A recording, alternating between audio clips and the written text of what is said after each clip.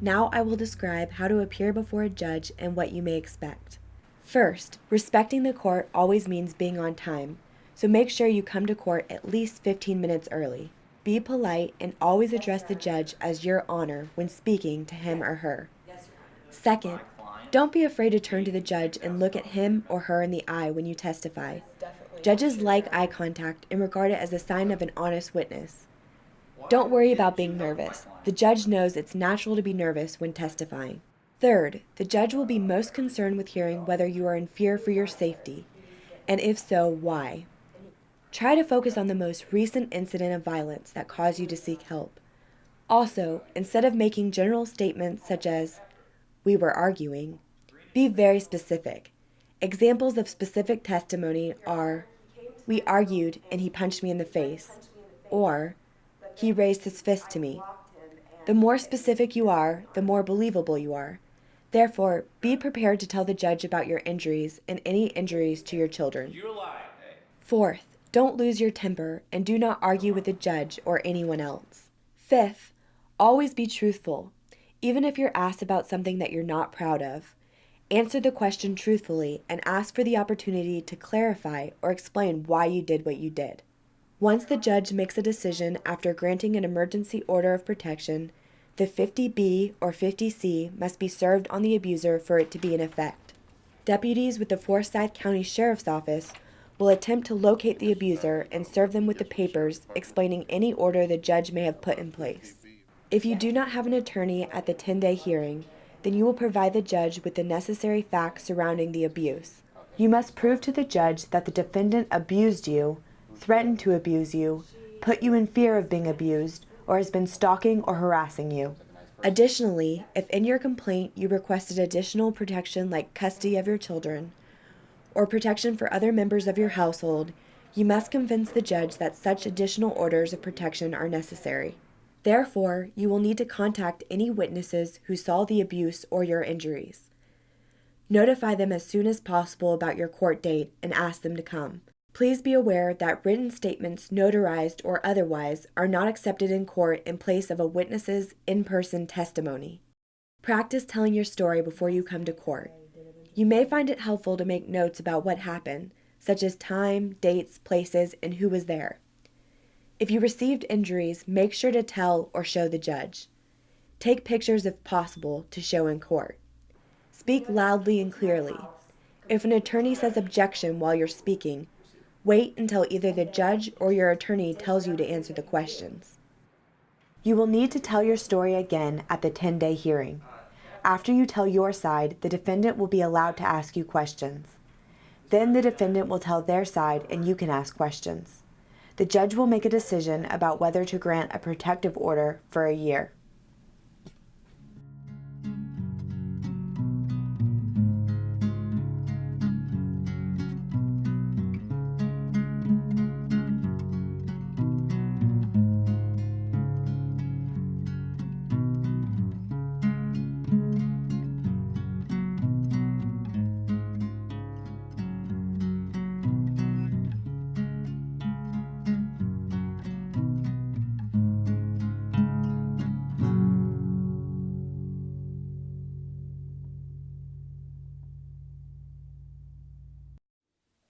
A protective order is not a guarantee of your safety.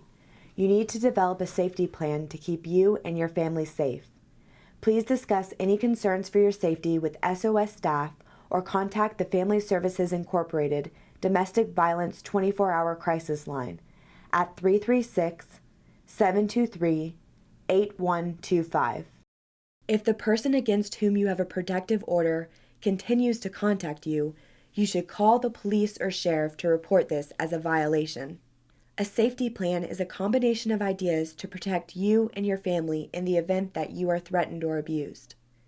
Some ideas that are good to remember are: have an emergency escape route planned. In the event that you have to leave your home quickly, have a safe place already in mind.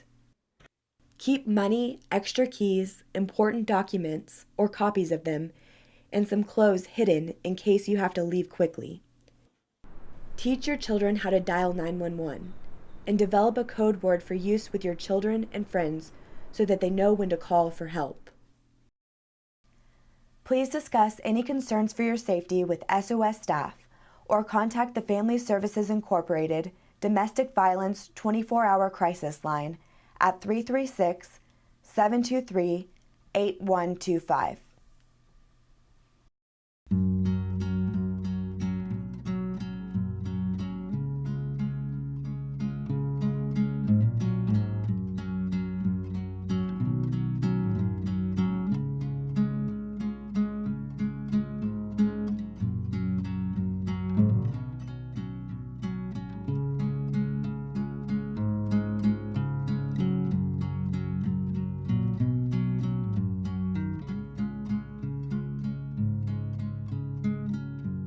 On your court date for the 50B, there will be a brief information session by a Family Services Victim Advocate prior to the beginning of court, approximately 9 o'clock a.m. It will be held in courtroom 3C on the third floor of the Forsyth County Hall of Justice. This session will provide you with more information about the court process and additional resources. While you are here, you can ask to speak to a victim advocate who can help you with counseling and shelter needs.